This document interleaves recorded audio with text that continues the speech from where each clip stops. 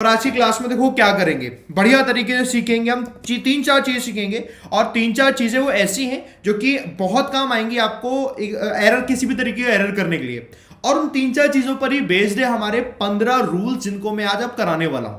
आप सबसे पहले मुझे यहां पर ये लिखकर बता दो कि आप किस एग्जाम की प्रिपरेशन कर रहे हो, एग्जाम का यहां पर नेम लिख दो, देन उसके बाद वो सारी की सारी चीजें आपको कराता हूं। ठीक है, 15 रूल लिखेंगे और मैं आपको लिटरली गारंटी देता हूं, रूल नंबर 1 आप देखोगे और रूल नंबर 1 देखकर अगर आपके मुंह से ये ना निकले वाओ सर मजा आ गया, तो चले जाना वीडियो को छोड़ के। ठीक है, और मजा आ जाए तो 15 के 15 रूल देख कर जाना। ठीक है, चलो रूल नंबर 1 आपके सामने है। ये आप लोगों ने रूल सुना होगा, कंफ्यूज कई बार हो जाते हैं। जैसे कि आप लोगों ने सबने सुना हुआ है कि सर हम लिखते हैं विच और हम कब लिखते हैं डैट। एक ये रूल तो सबने सुना होगा, सर विच और डैट को हम लिखते हैं, डैट हम तब लिखेंगे जब हमारा इन्फिनेटिव प्रोनाउन होता है। एनीवन, एनीबॉडी, एनीथिंग लिखा होगा, no one, nobody, nothing, everyone, everybody, everything, superlative degree होती है। ये तो सर सबको पता है। इन सारी चीजों के बावजूद भी पता है एक रूल और होता है जहां पर आप कंफ्यूज हो जाते हैं। वो रूल क्या होता है जरा देखो, बढ़िया तरीके से बताता हूं। मैंने आपके सामने सेंटेंस लिखा हुआ है,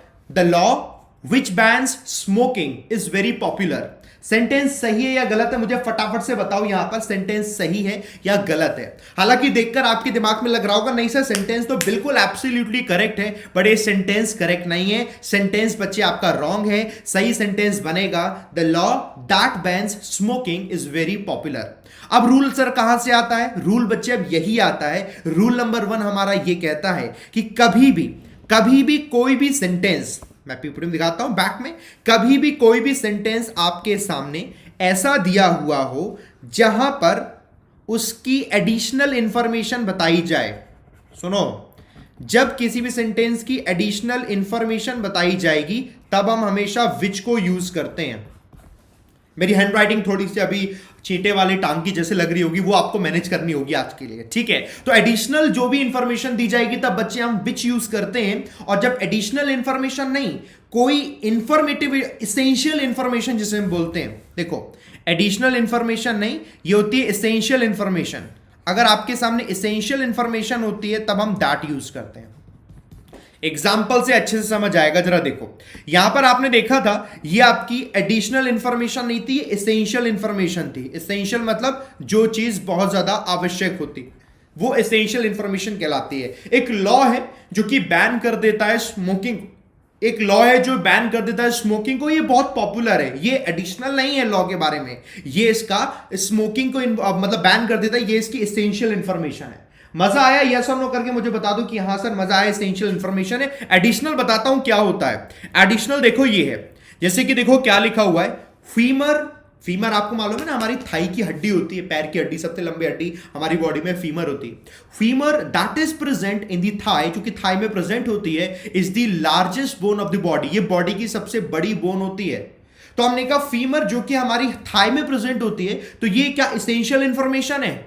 this is not the essential information, ये आपकी एडिशनल इंफॉर्मेशन है फीमर के बारे में। एडिशनल इंफॉर्मेशन है, दैट मींस यहां पर फीमर दैट इज प्रेजेंट जो लिखा हो बच्चे रॉन्ग हो जाएगा। आपको फीमर विच इज प्रेजेंट लगाना पड़ेगा। Which is present in the thigh is the largest bone of the body. Is it clear? सबको बोलो यस सर, मजा आ गया, ये तो क्लियर है। और ये रूल सर हमें पहले कभी नहीं पता था। अगर ऐसे आप में से जितने भी स्टूडेंट है तो फटाफट इस वीडियो को जितने भी बच्चे देख रहे हैं एक बार लाइक बटन में प्रेस करके मुझे बताएं सर मजा आ गया इस वाले रूल को देखकर। और एक रूल मजा आया तो 15 रूल बताऊंगा, इतना मजा आ जाएगा आपको कि आप कहोगे वाओ सर मजा आ गया। तो बस मजा आ गया लिख के बताओ सर मजा आ गया, इसे थम्स अप देंगे। और जैसी वीडियो खत्म हो तो उसको शेयर भी करना है। ठीक है, रूल नंबर 2 पर आ जाओ। रूल नंबर 2 इतना कमाल का है, बहुत ज्यादा कंफ्यूजन क्रिएट करता है। अच्छा देखो, आप लोगों ने ऐसा सुना है ना, हम लिख देते हैं ऐसे वन ऑफ द, देन उसके बाद जो नाउन आएगा वो प्लूरल आना चाहिए, ये सब जानते हैं ना। One of the students plural करेंगे। One of the teachers plural करेंगे। वन ऑफ दी फैमिलीज, तो फैमिलीज में फैमिलीज को प्लूरल करना पड़ेगा। वन ऑफ दी आपने कहा गवर्नमेंट्स, तो गवर्नमेंट्स आपको प्लूरल करना पड़ेगा। जब ऐसी सिचुएशन आती है आपको वहां पर प्लूरल करना ही पड़ता है। लेकिन अगर कभी भी वहां पर अपोस्ट्रोफी की जरूरत पड़े, किसकी जरूरत पड़े? अपोस्ट्रोफी, जो अपोस्ट्रोफी एस लगाते हैं ना, अगर जब कभी यहां पर अपोस्ट्रोफी की जरूरत पड़ती है तो ये रूल थोड़ा बदल जाता है। एग्जाम्पल दूंगा तब आप बता पाओगे देखो बदला कि नहीं बदला। बड़े ध्यान से देखो, एग्जाम्पल दूंगा तब बता पाओगे। देखो बढ़िया एग्जाम्पल दिया है, एग्जाम्पल क्या कहता है, the father of Indian pilot Abhinandan Vardhaman, नाम तो सुना होगा, कैप्चर्ड बाय पाकिस्तान, सेड, उनके फादर ने ये कहा, he was proud of his son's bravery, उन्हें गर्व है अपने सन की ब्रेवरी पर, उन्हें गर्व है। लो उसका पेन का कलर चेंज कर लूं, है ना, ये मैं कर ले रहा हूं ब्लू, दिखता रहेगा। हाँ, उन्हें अपने सन की ब्रेवरी पर गर्व है। एंड आई एम हैप्पी, मैं खुश हूं, that one of my friend's fathers, जैसे वन ऑफ माई लिखा, आपने लिखा फादर्स, फ्रेंड के फादर्स, यानी कई सारे मेरे फ्रेंड के जो फादर्स है उसमें से मैं एक हूं, उन सभी फ्रेंड के फादर में से मैं एक हूं।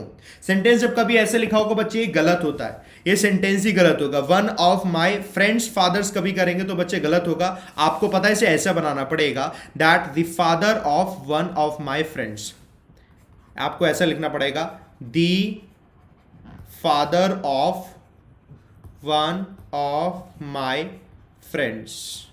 समझ गए, क्योंकि वन ऑफ के बाद यहां पर कोई भी वर्ड ऐसा नहीं होना चाहिए जिसमें अपोस्ट्रोफी हो, जैसे कि यहां वाले इस वाले सेंटेंस में लिखा है ना, one of my friend's fathers दिया, इसलिए बच्चे रॉन्ग है, दूसरा वाला लगाएंगे वो सही होगा, करेक्ट होगा। ये आपका रूल नंबर 2। और बहुत ज्यादा कंफ्यूजन इसमें आ जाता है, क्योंकि देखो बहुत सिंपल सा रूल मैं आपको नहीं करूंगा, वो तो आप पढ़ ही लोगे, कोई भी बुक उठाओगे, किसी भी टीचर के पास जाओगे, वहां से सीख लोगे। जो थोड़ा सा अलग होगा ना रूल, वो रूल यही होगा। बोलो मेरे को यहां पर लिखो, मैं आपको देख रहा हूं, यहां पर आपके कॉमेंट देख रहा हूं, फटाफट से मेरे को बताओ, सर जी समझ आ गया, रूल नंबर 2 मजा आ गया। अगले रूल की तरफ बढ़ता हूं, रूल नंबर 3, उसको देखकर भी आप कहोगे वाओ सर मजा आ गया। ये रूल नंबर 3 आपने पता कभी सुना ही नहीं होगा, मतलब ध्यान नहीं दिया होगा, ज्यादातर बच्चों ने ध्यान नहीं दिया होगा, और ध्यान दिया तो बोलना सर हमें तो पता थी, सच सच बताना, झूठ नहीं बोलना। एग्जाम्पल देखो, एग्जाम्पल से समझाऊंगा तो बढ़िया से समझ आएगा। क्या बोला है, most of the governments do not work in the favour of people, मतलब ज्यादातर जो गवर्नमेंट्स होती हैं लोगों की भलाई के लिए काम नहीं करती। Having said that, और ऐसा कहा जाता है कि government should still be watch with suspicious eye, और गवर्नमेंट सस्पिशियस आई से देखी जा रही है। सेंटेंस ही गलत है। आप में से बहुत से बच्चों को लग रहा हो सेंटेंस तो ठीक है, सेंटेंस ही गलत है। सेंटेंस का रूल क्या कहता है वो मैं बताता हूं, साथ में यह भी बताता हूं कि इसका सही सेंटेंस क्या होगा। याद रखना, कहीं पर भी पूरी इंग्लिश में अगर यह लिखा हुआ है हैविंग सेड दैट, ध्यान रखना, पूरी इंग्लिश में अगर ये लिखा हुआ है हैविंग सेड दैट, इसका मतलब जो भी दो सेंटेंस इनसे जुड़े हुए हैं ना, जो भी दो सेंटेंस इनसे जुड़े हुए हैं, वो दोनों के दोनों सेंटेंस एक दूसरे का अपोज कर रहे होंगे। क्या कर रहे होंगे, अपोज कर रहे होंगे। इस बात को बड़े ध्यान से सुनिएगा, वो एक दूसरे का अपोज कर रहे होंगे। कैसे? सेंटेंस जरा ये देखो सही वाला, क्या लिखा हुआ है, most of the governments work in the favour of the people, यहां क्या लिखा है, डू नॉट वर्क। सही क्या होगा, most of the governments work in the favour of people, ज्यादातर जो गवर्नमेंट्स है लोगों की भलाई के लिए काम करती हैं। तभी तो दो दूसरा सेंटेंस होगा वो उसका अपोज होगा। जरा देखो अपोज कर रहा है, हैविंग सेड दैट, इसके बावजूद, मतलब आप जो भी, मतलब इसके बावजूद भलाई के लिए काम करती हैं। Government should still be watch with a suspicious eye, इसके बावजूद भी गवर्नमेंट को सस्पिशियस आई से नजर रखे रहनी जरूरी है, तभी तो कंप्लीट बना। और पहला वाला सेंटेंस देखो अपोज कर ही नहीं रहा, पहले में ही बोला गया कि ज्यादातर जो गवर्नमेंट्स होती हैं वो लोगों की भलाई के लिए काम ही नहीं करती। जब वो लोगों की भलाई के लिए काम ही नहीं करती तब तो सस्पिशियस आई से उन्हें देखा जाना ही चाहिए, यानी वो एक दूसरे को अपोज कर ही नहीं रही। और हैविंग सेड दैट लिखा होता है तो इसका मतलब वो तो अपोज करना चाहिए। रूल नंबर 3 कैसा लगा मुझे बोलो, सर समझ आ गया। रूल नंबर 3, सीखते जाओ, समझते जाओ, बोलते जाना सर समझते जा रहे हैं, समझते जाओ, थम्स अप जरूर देते जाना, लाइक बटन में प्रेस करते जाना। देखो बेटा आपको मालूम है कोरोना वायरस के चक्कर में ऑफिस सारे क्लोज्ड हैं, 31 मार्च तक सब कुछ बंद है, बट डू नॉट वरी, परेशान नहीं होना, हम लोग यहां पर हैं। मैं मैक्सिमम एफर्ट करूंगा, आज देखो जैसे तैसे करके यहां पर हम लोगों ने मैनेज कर लिया, और जब तक नहीं हो पा रहा तब तक हम ऐसे मैनेज करके क्लास आपकी कराएंगे। उसके लिए कंटिन्यूअसली बने रहना, डेली आते रहना, और विद इन अ वीक कोशिश करें एक हफ्ते के अंदर ही अंदर आपका स्टूडियो सेटअप हो, बैकएंड पे उसको काम हो रहा है। जैसे स्टूडियो घर पर ही सेटअप हो जाएगा, सब लोग घर पर ही सेटअप करवा रहे हैं, मैं सेटअप करवा लूंगा बेटा घर पर ही, और उसके बाद हम वहां से कर लेंगे क्लास, ठीक है? तो बढ़िया लगे थम्स अप देते ना। अगला रूल देखो, रूल नंबर 4। ये आप में से बहुत सारे बच्चे कंफ्यूज होते हैं इनफ को लेकर कि सर ये इनफ वाला रूल नहीं समझ आता। यार इतना बढ़िया कमाल का रूल है और बड़ा आसान सा रूल है। रूल नंबर 4 है बहुत आसान लेकिन इंपॉर्टेंट है, इसलिए मैंने लिखा है बहुत आसान लेकिन इंपॉर्टेंट है इसलिए लिखा है। देखो है क्या, आपने लिखा इनफ ना, इनफ बताते हैं किसी भी चीज के बारे में बहुत ज्यादा है कोई चीज, मतलब बहुत ज्यादा है कोई चीज, सफिशिएंट है तो वो इनफ है। सफिशिएंट है तो वो इनफ है। नाउन के बारे में बता रहा है कि वो सफिशिएंट है, तो बच्चे नाउन आना चाहिए इनफ के बाद। और किसी क्वालिटी के बारे में बताया जा रहा है कि किसी की कोई क्वालिटी है, एडजेक्टिव है और वो सफिशिएंट है, तो बच्चे एडजेक्टिव होगा उसके बाद लिखा होगा इनफ। बस ये आपका रूल है, ये ध्यान रखना। एग्जांपल दिखाता हूं, कितने अच्छे समझ में आएगा आपको। क्या लिखा हो, स्ट्रक्चरल फेमाइन एग्जिस्ट, मतलब स्ट्रक्चरल फेमाइन यानी जो त्रासदी होती है वो होती हैं, एग्जिस्ट करती हैं। कब आ जाती हैं त्रासदी, जब food enough is technically on hand, जब फूड अच्छा खासा फूड हाथ में तो हो बट आप और एबल टू बी इंपोर्टेड हो। और एक बात बताओ, यहां पर जैसे आप क्या कहेंगे, फूड इनफ दिया है, तो फूड इनफ दिया है तो इनफ तो दिया हुआ है यहां पर, है ना। इनफ के साथ फूड आ रहा है तो फूड तो नाउन है, बाद में होना चाहिए, पहले दिया इसलिए गलत है। आपका क्या होना चाहिए, इनफ फूड होता तभी आपका करेक्ट माना जाता। इनफ फूड होता तभी करेक्ट माना जाता। मुझे जरा कमेंट करके बताओ कि सर हाँ बात समझ में आ रही है, समझ आती जाए तभी मुझे बताते हैं ना सर समझ आती जा रही है, मैं देखता जाऊंगा और हाँ मैं कहूंगा कि हाँ भैया समझ आ रही है तुम लोगों को, तो मुझे भी क्लियर होता रहा कि भैया सबको समझ आ गई, डन है ना। Perfect perfect perfect perfect. आगे बढ़ चलते, दूसरा एग्जांपल लो। सिंपल लिखा हुआ है, she was not enough ignorant, वो इनफ इग्नोरेंट नहीं थी। इग्नोरेंट मतलब इसके बारे में उसे नहीं पता था। To think that she would turn him to a drinking that alcohol, कि वो उसे टर्न कर लेगी कि भैया तुम क्या है कि एल्कोहल पियो, मतलब इतना भी इग्नोरेंट नहीं थी। तो आपने देखा इग्नोरेंट दिया है जो एडजेक्टिव है, और एडजेक्टिव को बताया जाएगा तो एडजेक्टिव पहले आना चाहिए, यानी कि इग्नोरेंट इनफ होगा तब वो सही होगा। ये रूल हो गया, समझ आता जा रहा है, ठीक है ठीक है, बहुत बढ़िया बहुत बढ़िया। बस मैं यही देखता जा रहा हूं कि आपको समझ आता जाना चाहिए, कोई भी ऐसा ना हो जिसको लगे कि भैया हमें समझ नहीं आ रहा। चलो बहुत बढ़िया। अब इसके बाद रूल नंबर 5 की तरफ बढ़ते हैं। रूल नंबर 5 बहुत इंपॉर्टेंट है, इजी है, बहुत इंपॉर्टेंट है, और नहीं भी इजी तो आपको बन जाएगा। देखो ध्यान रखना, कभी भी कोई सेंटेंस दिया हो, कभी भी कोई सेंटेंस दिया हो और सेंटेंस में एज दिया हो, तो हमेशा ध्यान रखना यहां एडजेक्टिव आएगा, वो भी पॉजिटिव डिग्री का आएगा। एडजेक्टिव आएगा वो भी पॉजिटिव डिग्री का आएगा, और जो सेंटेंस बनेगा बच्चे वो अफर्मेटिव वाला होगा। जो सेंटेंस बनेगा बच्चे वो अफर्मेटिव वाला होगा, नो नॉट नहीं लिखा होना चाहिए। जब एज के साथ कोई भी एडजेक्टिव आएगा वो पॉजिटिव डिग्री में होगा, और वो हमेशा अफर्मेटिव का सेंटेंस ही होना चाहिए। ठीक, पहली चीज। दूसरी चीज, अगर वो अफर्मेटिव नहीं है, नेगेटिव है, तब उस कंडीशन में एज भी हो सकता है, सो एज भी हो सकता है।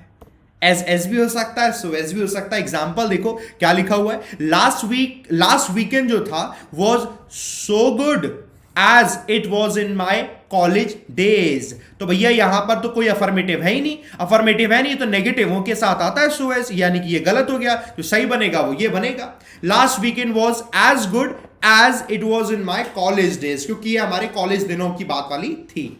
समझ गए मेरी बात, तो मुझे बोले यस सर ये हमें समझ में आ गया। जब अफर्मेटिव होगा तभी एज लगेगा, और जब जो सो एज नहीं लग सकता, सो एज तो तब लगता है जब बच्चे नेगेटिव होता है। जैसे कि सेंटेंस ऐसे दिया होता, देखो sentence, with so much distractions around me, बहुत सारा डिस्ट्रैक्शंस था मेरे चारों तरफ। My studies are not as good as it was in my school days. अब जरा देखो यहां नॉट लिखा हुआ है ना, नॉट लिखा हुआ है, नेगेटिव है, नेगेटिव है, एज गुड एज ये भी ठीक हो जाएगा, नेगेटिव है, सो गुड एज ये भी ठीक हो जाएगा, दोनों ठीक हो जाएगा। दोनों को सही कर लो, सही कर लो, मेरे को बता दो कि हाँ सर जी समझ में आ गया, दोनों ठीक हो जाएगा। कमेंट में बता दो मेरे को सर समझ आता जा रहा है, और गारंटी दे रहा हूं 15 रूल सीखोगे उसके बाद मजा आ जाएगा, आपको लगेगा ही नहीं कि यार मतलब मेरे पास इतनी नॉलेज पहले नहीं थी और अब बहुत आगे, गारंटी वो आपको होगी, मजा आ गया। देखो दूसरा देखो रूल, ये रूल क्या कहता है, ट्रांजिटिव वर्ब जानते हो ना, ट्रांजिटिव वर्ब नहीं जानते, ट्रांजिटिव वर्ब अगर तो मैं डिटेल में बताऊंगा, आप एक बार सर्च कर लेना, वर्ब बाय विशाल सर, आपको वर्ब का चैप्टर मिल जाएगा, transitive, intransitive, finite, non finite, आपको बहुत सारी वर्ब मिलेंगी। याद रखना हमेशा ट्रांजिटिव वर्ब जब भी होती है ना, उसके बाद कभी प्रपोजिशन नहीं आता, उसके बाद कभी प्रपोजिशन नहीं आता, डायरेक्टली ऑब्जेक्ट आता। कहना क्या चाहता हूं मैं आपको बताता हूं, कहना क्या चाहता हूं वो मैं आपको बताता हूं। वो देखो ये रहा, ऐसे जैसे आपने लिखा I ordered for the latest book of my favourite author, आपने लिखा ऑब्जेक्ट क्या है, मैंने ऑर्डर किया वो लेटेस्ट बुक को, जो मेरे फेवरेट ऑथर की लेटेस्ट बुक है, मैंने वो ऑर्डर की। क्या ऑर्डर की, लेटेस्ट बुक। बुक तो मेरा ऑब्जेक्ट है ना, बुक मेरा ऑब्जेक्ट है, तो कभी भी हम अगर ट्रांजिटिव वर्ब को लिखेंगे तो उसके बाद अगर ऑब्जेक्ट आएगा तो ये प्रेपोजिशन नहीं लगाएंगे बीच में, टांग अड़ाने के लिए प्रेपोजिशन आ गई, रॉन्ग हो जाएगा। सिंपल लिखेंगे I ordered the latest books of my favourite author. ये बताओ अब समझ आए कि नहीं समझ आए, कि sir now we got it, हमें समझ आ गया, नाउ वी गॉट इट, हमें समझ आ गया, डन ना, बोले एक बार यस सर डन, परफेक्टली तरीके से। आगे बढ़ चलते हैं अगले एग्जांपल की तरफ। एग्जांपल नंबर 7, ये बहुत इंपॉर्टेंट है, बहुत ज्यादा कंफ्यूज करता है, इतना ज्यादा एग्जाम में कंफ्यूज करेगा।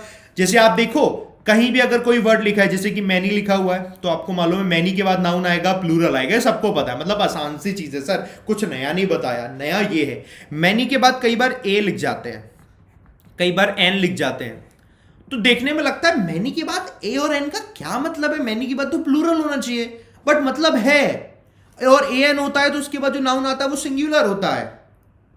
ये एक लैंग्वेज है, इसमें सब कुछ हो जाता है, इसे याद करना, ये आपको बहुत ज्यादा कंफ्यूज करेगा, इसको हमेशा याद रखना। एग्जांपल देखो, जैसे मैनी एस्पायरेंट होता तो भैया ये आपको समझ में आ गया कि मैनी एस्पायरेंट नहीं होगा, प्लूरल करना पड़ेगा, मैनी एस्पायरेंट्स करना पड़ेगा, कि बहुत सारे एस्पायरेंट्स हैं, are eager to help other aspirant, जो कि दूसरे एस्पायरेंट्स की हेल्प करने के लिए इच्छुक हैं, as well and which indicates the healthy competition, जो हेल्दी कंपटीशन को दिखाता है। ये तो ठीक है। दूसरा ध्यान रखो, जो कि ध्यान रखना आपको हमेशा, वो ये है, मैनी अ टाइम्स करके लिख देते हैं, मैनी अ टाइम्स यानी कि कई बार, रॉन्ग हो गया, आपको लिखना पड़ेगा मैनी अ टाइम।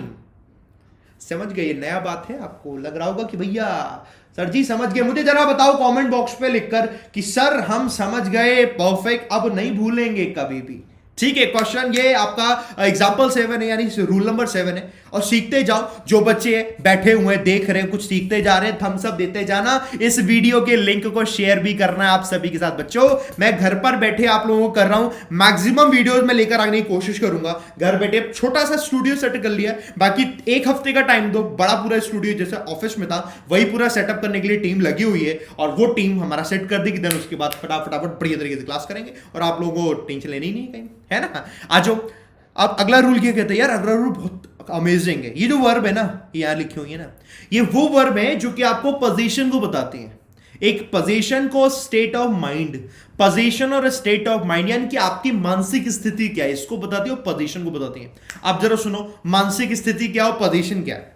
आपने कहा ओन, ओन मतलब कोई चीज आपकी है, ये पोजीशन बता रही है। आपने कहा बिलोंग, कोई चीज किसी को बिलोंग करती है, पोजीशन बता रही है। यू लव समवन, आप किसी से प्यार करते हैं, तो अगर आप किसी से प्यार करते हैं वो आपका स्टेट ऑफ माइंड बता रहा है। आप किसी से नफरत करते हैं, स्टेट ऑफ माइंड बता रहा है। स्टेट ऑफ माइंड जब आपका बताएगा ना, ये वर्ब याद रखना, हैव पोजीशन बता रहा है, ओ पोजीशन बता रहा है, पोजीशन बता रहा है, सी का मतलब देखना नहीं, ओ आई सी, यानी मैं उसको भाप लेता हूं, मैं समझ लेता हूं। सी का मतलब ये है, तो भापना आपकी स्टेट ऑफ माइंड को बताता है। सी हो गया, स्मेल हो गया, टेस्ट हो गया, here, feel, seem, appear, resemble, के सारे वर्ड आपकी स्टेट ऑफ माइंड और साथ के साथ पोजीशन को बताते हैं। ये कभी भी बच्चे यानी कॉन्टिन्यूअस फॉर्म में यूज नहीं होते, लिखा है ना, कभी भी कॉन्टिन्यूअस फॉर्म में यूज नहीं होते, याद रखना है, कॉन्टिन्यूअस फॉर्म में यूज नहीं होंगे। एग्जांपल देता हूं कैसे, जैसे आपने लिखा आई एम हैविंग अ कार, बच्चे रॉन्ग हो जाएगा, आपको लिखना पड़ेगा आई हैव अ कार, मेरे पास एक कार है। I am having a car wrong हो जाएगा।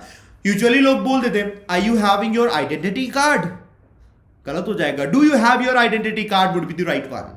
ठीक है, सेम एज दूसरा लिखा आई एम हैविंग फूड, ये ठीक हो जाएगा। आई एम हैविंग फूड का मतलब क्या हो गया, मैं खाना खा रहा हूं, वो इज अ डिफरेंट थिंग, क्योंकि हैव का मतलब पोजीशन नहीं है, वो हैव का मतलब खाना। ये सीख गए, मुझे बोले सर हाँ सीख गए, डन। ये जो सीखते जाए, मुझे बोलते जाए, सीख गए। और यार इस वीडियो के लिंक को अभी शेयर करो यार, अभी शेयर करो, मजा आ रहा है सीखते हुए तो ये भी मेरे को बताना, वीडियो के लिंक को भी शेयर करो। अभी 8 रूल हो गए, 90 रूल पे पहुंच रहे हैं, 15 रूल पढ़ेंगे। अभी मैं देख रहा हूं 550 लोग देख रहे हैं मात्र, बाकी यहां पर कम से कम 3 से 4 हजार लोग होने चाहिए। कल जब मैं आपको दूसरी वीडियो कराऊंगा इसके लिए, लेकिन तब तक के लिए आप शेयर करो और मैक्सिमम आप सीखो भी, क्या बोल रहे हैं यहां पर, है ना, सीखो जरा क्या है। Whenever a statement starts with an adverb, बहुत बढ़िया रूल कमाल का बताने वाला हूं। ये रूल आपने खूब आंखों की नजरों के सामने से खूब गया होगा, बट ये कहीं ना कहीं जहन में रहेगा, यार ये कैसे यूज होता पता नहीं है। ये हमेशा याद रखोगे, भूलोगे नहीं। याद ये रखना है कि कभी भी कोई भी एक स्टेटमेंट अगर एडवर्ब से शुरू होता है ना, किससे शुरू होता है भैया, एडवर्ब, कहां जब भाग रहा है, ठीक है, किससे शुरू होता है, एडवर्ब से। याद रखना, कभी भी कोई सेंटेंस अगर एडवर्ब से शुरू होता है तो हमेशा इन्वर्जन बनता है, तो वो हमेशा इन्वर्जन बनता है, यानी एडवर्ब से शुरू होगा तो उसके बाद आएगी हेल्पिंग वर्ब, फिर आना चाहिए सब्जेक्ट, फिर आनी चाहिए main verb.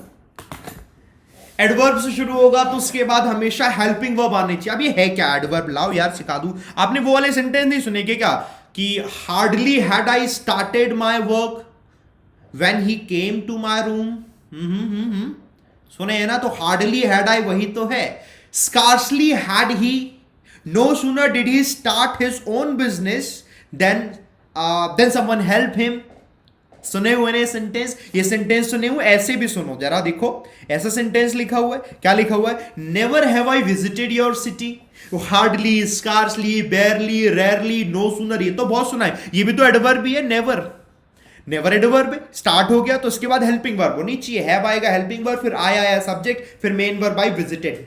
Never have I visited your city, ऐसे लिख लोगे तो ठीक होगा, और सिंपल लिखोगे तो ठीक होगा ही होगा। I have never visited your city, वो तो ठीक होगा ही होगा, उसमें तो कोई दिक्कत ही नहीं है, क्योंकि वहां से सेंटेंस स्टार्ट ही नहीं हो रहा है। जब स्टार्ट होगा सेंटेंस तो आपका इन्वर्जन बनेगा। याद रहेगा कि नहीं, मुझे जरा फटाफट से बताओ कि सर याद रहेगा, याद रहेगा कि नहीं, मुझे फटाफट से बताओ सर याद रहेगा, बोल के बताओ। एक और एग्जांपल देता हूं, देखो दूसरा एग्जांपल सुनो।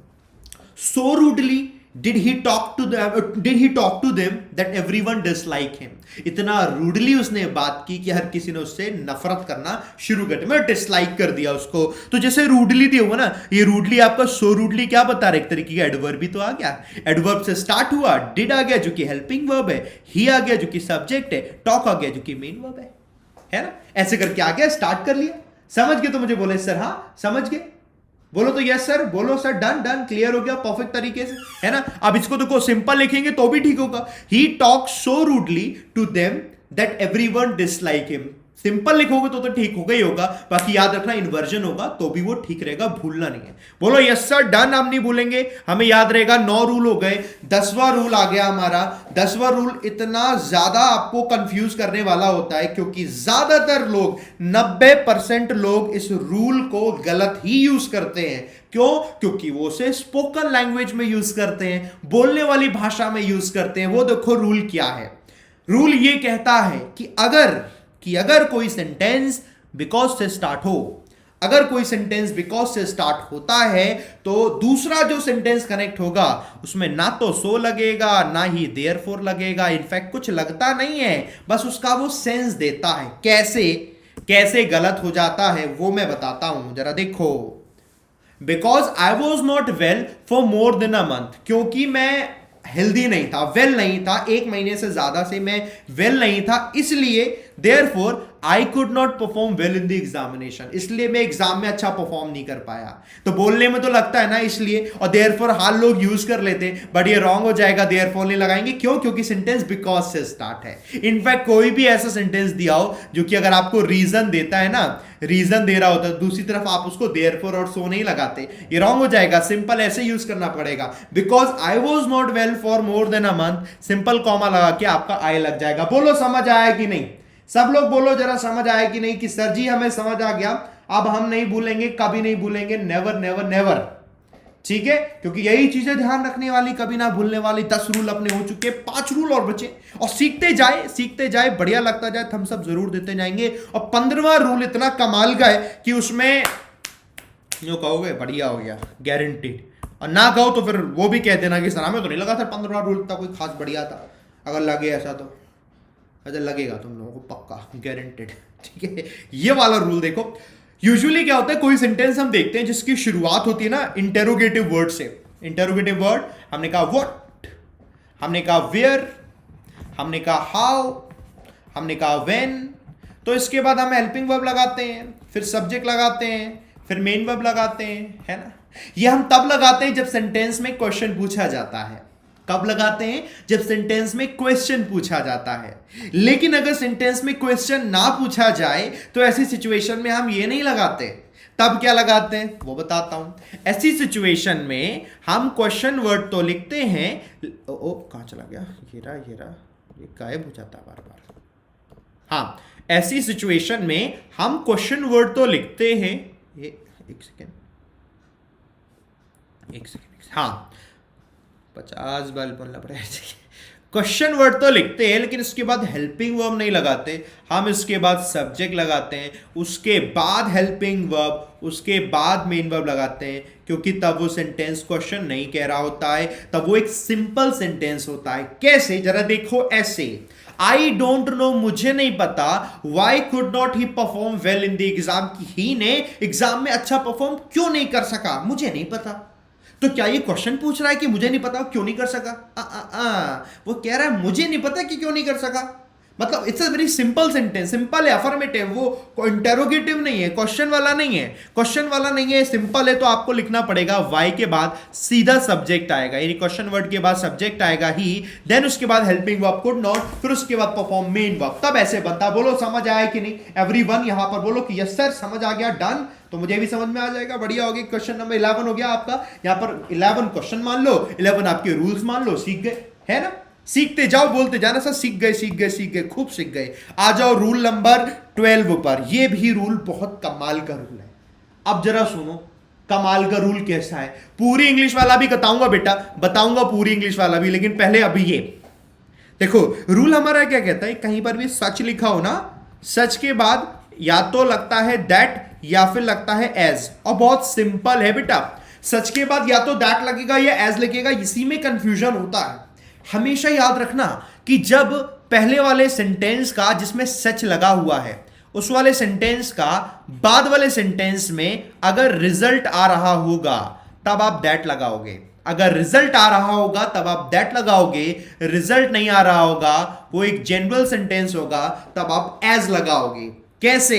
ऐसे देखो एग्जांपल क्या लिखा हुआ है, सच वॉज हिज बिहेवियर, इस तरीके का उसका बिहेवियर था, that I avoided talking to him, कि मैंने उससे बात करना बंद कर दिया, अवॉइड कर दिया। तो उसका बिहेवियर इतना खराब था जिसकी वजह से बात करना बंद कर दिया। रिजल्ट आ गया, रिजल्ट आ गया, यानी दैट लिखा है करेक्ट है, रिजल्ट आ गया, दैट लिखा है करेक्ट है। दूसरा देखा हमने, सच वॉज हिज बिहेवियर, ऐसा उसका बिहेवियर था, एज आई एक्सपेक्टेड, जैसा कि हमने एक्सपेक्ट किया था, यहां रिजल्ट नहीं आया, जनरल बात बोली गई है, इसलिए एज लिखा हुआ, और ये आपका करेक्ट है। परफेक्ट ना? सीख गए? बोलो सर डन, सीख गए, मजा आ गया, ठीक, क्लियर? तो बोलते जा sir dean, done done done, clear, सीखते जा रहे हैं, सीखते जाओ, थम्स अप जरूर देते जाना कि सर सीख गए, मजा आ गया। रूल नंबर 13, 15वें रूल के लिए करो इंतजार, 15वां रूल बड़ा कमाल का आने वाला है, इतना कमाल का कि मजा आ जाएगा। रूल 15वें से पहले 13 वाला देखो। यूजुअली क्या होता है, जो कंपैरेटिव डिग्री होती है ना, कंपैरेटिव डिग्री जानते हो, जैसे हमने कहा गुड बेटर बेस्ट, तो बेटर कंपैरेटिव है, कंपेयर किया हमने।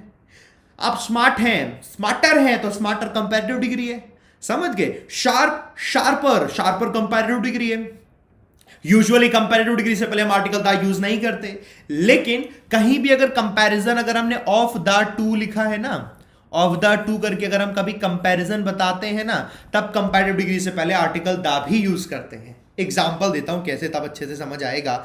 जैसे देखो यह लिखा हुआ है, ऑफ द टू, इन दोनों में से, ऑफ द टू, इन दोनों में से, हुवर अरेस्टेड, जिनको अरेस्ट किया गया है, उन दोनों में से दी बाल्ड गाय, बाल्ड गाय मतलब जिसके बाल नहीं है, बाल्ड का मतलब बाल वाले गाय नहीं, बाल्ड मतलब जिसके बाल नहीं है, वो वाला जो गाय है, और गाय का मतलब काव नहीं, गाय का मतलब वो इंसान, वो व्यक्ति, ठीक है।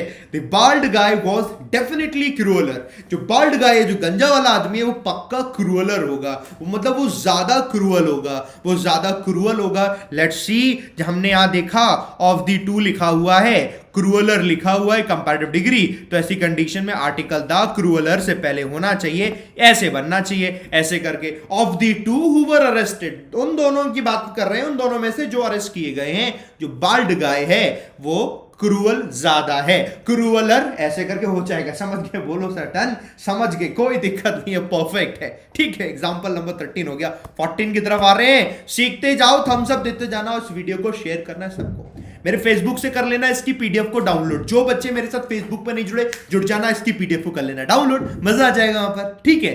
अब 14 को देखो, कितना बढ़िया बात बोली गई है, इतनी बढ़िया बात है। पोजीशन जानते हो, पॉजिटिव केस, माय, हिज, हर, अवर, ये आपके पॉजिटिव केस है ना, याद रखना है। जो जिरंड होता है ना, जिरंड, जिरंड का मतलब क्या होता है? जिरंड का मतलब वर्ब होती है जिसमें आईएनजी लगता है और नाउन की तरह यूज होता है। स्मोकिंग, ड्रिंकिंग, ये सब जिरंड की तरह यूज होते हैं। तो ऐसी कंडीशन में अगर जिरंड से पहले कुछ चाहिए होता है ना, तो पॉजिटिव केस ही चाहिए होता है, बस, और कुछ नहीं चाहिए होता है। क्या चाहिए होता है? पॉजिटिव केस चाहिए होता है, और कुछ भी नहीं चाहिए होता है। लेट्स सी पॉजिटिव केस, आओ एग्जाम्पल देखते हैं। क्या लिखा हुआ है?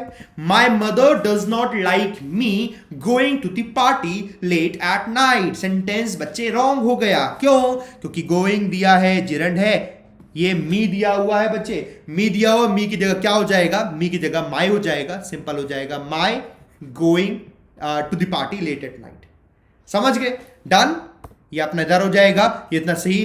अब आते हैं हम एग्जाम्पल नंबर 5 पर, जो कि अपना 15वां होगा, मतलब 5 मतलब 15वां होगा। बस सर 2 मिनट, उसके बाद खत्म हो रही क्लास, मैं कनेक्ट होता हूं सर आपसे। ओके, 15वां नंबर को देखो फटाफट से, 15वां नंबर को देखते हैं। ये अपना आया, और 15वां नंबर रूल इतना बढ़िया है। बहुत सारी फर्म्स में बहुत सारे लोग, आप लोग जो जॉब करते हैं, जब आप ईमेल करते हैं, ईमेल करते हैं, तो कई बार वहां पर इस टर्म को यूज करते हैं, जो कि होता है the same, provide it the same. ऐसी चीज को प्रोवाइड कर दो, मतलब वो किसी चीज के बारे में बताते लिख देते हैं द सेम, और वो सेम रॉन्ग होता है। अभी समझ नहीं आया होगा कैसे, अब बताता हूं कैसे। ऐसे एग्जाम्पल देखो, I gifted him a watch, मैंने उसे एक वॉच गिफ्ट करी, and he return the same, और ही ने उसे लौटा दी, ये कहते हुए that he wanted another one, कि उसको कोई दूसरी चाहिए वॉच, है ना? तो हमने क्या, उसे चाहिए क्या, वॉच, और उस वॉच के लिए अगर आपने द सेम लगा दिया, यानी कि कभी कोई प्रॉपर नाउन दिया होता है ना, या भी कोई भी नाउन दिया होता है जिसका कोई नेम होता है, तो उसकी जगह जब प्रोनाउन यूज करोगे ना, तो ऐसी कंडीशन में आप उसका प्रोनाउन यूज करेंगे इट। प्लूरल होगा तो दैम यूज करोगे, जो होगा वो यूज करोगे, लेकिन द सेम कभी यूज नहीं करोगे प्रोनाउन के लिए। क्या ये बात आपको पता थी? हाँ बताना, नहीं पता थी ना बताना, और पता चल गई। सबसे ज्यादा कंफ्यूजन यहीं पर होता है, क्योंकि ये तो लोग बहुत ज्यादा कॉमन तरीके से बोलते हैं। वो लोग जो एक्चुअली जॉब करते हैं, जो लोग जॉब नहीं करते, तो उनके लिए तो ये बड़ा कॉमन होगा, उनके लिए फर्क ही नहीं पड़ेगा सर सही तो है क्या दिक्कत है, लेकिन जो लोग जॉब करते थे, जिन्हें पता नहीं था, ये यूज करते थे, उनको ये पता चल गया। ये आपका था एग्जाम्पल नंबर 15। 15 एग्जाम्पल मैंने कराए, कैसा लगा आपको ये मुझे बताओ, कि 15 सर सीख गए, मजा आ गया? मजा आ गया? मुझे जरा कमेंट बॉक्स पे लिखकर दिखाओ कैसे मजा आ गया। ठीक है, हिंदी में लिख देना, इंग्लिश में लिख देना, कैसे भी लिख देना, मजा आ गया। तो बच्चे लाइक बटन पे प्रेस करेंगे, और जितने भी बच्चे देख रहे हैं इस वीडियो को शेयर जरूर करेंगे। दूसरी चीज, आप लोग सभी के सभी लोग घर बैठे कर सकते हो तैयारी, घर बैठे तैयारी करना। अनअकैडमी प्लस पर आपके बच्चे कोर्सेज हम लोग के सारे अवेलेबल है। कोरोना वायरस हो चाहे कुछ भी हो जाए, दिल्ली पूरा बंद है, 31 तक गैदरिंग नहीं हो सकती, 50 लोगों तक की गैदरिंग नहीं, सारी शादी ब्याह बंद है, सब बंद है। इन सब में स्टडी हैम्पर नहीं होनी चाहिए। तो हम लोग भी घर बैठे इस तरीके से पढ़ा रहे हैं। आपको पढ़ना है अनअकैडमी प्लस पर भी पढ़ सकते हो आप आराम से। वहां पर भी एक फोकस कर रखा है आप लोगों ने एसबीआई पीओ को लेकर, तो टीम एवीपी पढ़ा रही है, यानी अरुण सर, विशाल सर, पुनीत सर। आप यहां अगर बैच ज्वाइन कर सकते हैं, देखो 6000 रुपए फीस है, 1 साल का लेना सब्सक्रिप्शन, 1 ईयर का सब्सक्रिप्शन लेना, और उसमें क्या करना, जो फीस होती है उस फी में डिस्काउंट मिल जाता है 10% का। ये है वाईफाई एवीपी 10, 10% आपको मिल जाता है डिस्काउंट, और आपकी जो फी हो जाती है वो 6000 से हो जाती है 5400 रुपए। तो बढ़िया से वहां से पढ़ो। कैसे परचेस करते हैं फटाफट से बताता हूं। क्या करना है आपको, Unacademy learning app mobile phone से डाउनलोड करो। इस एप्लीकेशन को डाउनलोड करने के बाद इसे रजिस्टर करोगे, मोबाइल नंबर डालोगे, यहां पर अपना गोल सेलेक्ट करना, यूपीएससी सीएससी बाय डिफॉल्ट होगा। बैंक एग्जाम आपको सेलेक्ट करना है, क्योंकि आप बैंक एग्जाम का सब्सक्रिप्शन ले रहे हैं। गेट सब्सक्रिप्शन पर पहुंच जाएंगे आप। ये रहा 12 महीने का सब्सक्रिप्शन। टैप करेंगे आप 12 महीने के सब्सक्रिप्शन पर, फिर आपको जो फी दिख रही होगी 6000 दिख रही होगी। सिंपल प्रोसेस है, बट यही काम हो जाएगा। यहां लिखा है ना enter referral code, enter referral code में ये कोड लिखना, वाईफाई एवीपी 10 अप्लाई करना। आपकी 6000 रुपए वाली फी 5400 रुपए हो जाएगी। फी जैसी 5400 रुपए हो जाए पेमेंट कर देना, आपके सारे के सारे कोर्सेज आपको मिलेंगे। सुबह 9 बजे मैं पढ़ाता हूं, 10 बजे अरुण सर पढ़ाते हैं मैथ्स, और 11 बजे पढ़ाते हैं रीजनिंग पुनीत सर। तो सारी की सारी चीजें आपको मिल जाएंगी। बढ़िया तरीके से पढ़ो, फर्स्ट क्लास तरीके से। ठीक है, तो ये था आज का आपका 15 के 15 रूल। उम्मीद करता हूं बढ़िया एकदम फर्स्ट क्लास समझ आए होंगे, कोई दिक्कत नहीं आई होगी। तो इसको करना है शेयर, और मैक्सिमम जितने बच्चे देख रहे हैं सभी लोग इसको लाइक बटन में जरूर प्रेस करके जाएंगे। 15 के 15 रूल। मजा आ गया है आप लोगों को, क्योंकि ये बात मुझे पता चल चुकी है। बाकी मैं मिलूंगा कल, और सुबह 7 बजे जैसे मिलते हैं एडिटोरियल क्लास में, तो वहां मिलेंगे सुबह 7 बजे। बाकी कल मैं एक और ऐसी वीडियो लेकर आऊंगा, और जल्दी प्लान कर रहे हैं हम तीनों लोग आपके लिए कुछ फ्री बहुत सारी वीडियोस यूट्यूब पर लाने के लिए। तो उसके लिए भी बढ़िया वेट करो। बाकी चलो स्टार्ट करते, चलो खत्म करते। Bye bye, take care, love you all, जय हिंद, जय भारत।